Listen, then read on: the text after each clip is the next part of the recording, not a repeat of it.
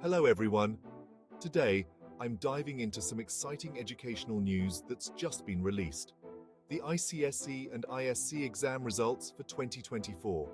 A remarkable story of dedication, hard work, and yes, a bit of gender rivalry. Let's get into it. Let's start with the basics. The ICSE, or Indian Certificate of Secondary Education, and ISC, the Indian School Certificate, are two critical exams for Class X and Class 2 students in India. This year, an astonishing number of students stepped up to the challenge, over 240,000 for the ICSE and nearly 100,000 for the ISC. Now here's where it gets interesting. The girls have done it again. They've outshone the boys in both ICSE and ISC results.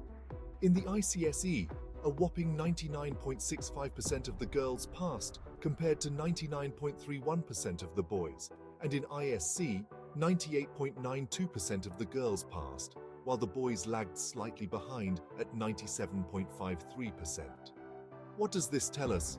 First, it highlights the incredible capability and determination of these young learners, especially the girls who have once more edged out in front.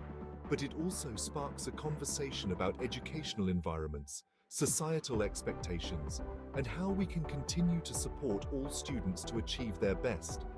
Looking deeper, the exams covered a broad range of subjects from Indian and foreign languages to classical languages, held over several weeks of intense preparation and testing. This rigorous academic exercise not only tests knowledge, but also resilience and time management, skills crucial beyond school.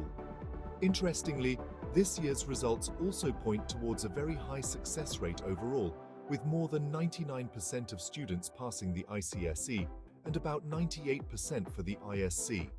It's a testament to the hard work of not just the students, but also the teachers and parents who guide them. In closing, while we celebrate the success of these young achievers, let's also ponder on the lessons we can draw from these results. How do we balance competition with healthy development? What more can be done to uplift those who are lagging slightly behind? And importantly, how do we remove barriers that prevent students from reaching their full potential? That's all for today's analysis.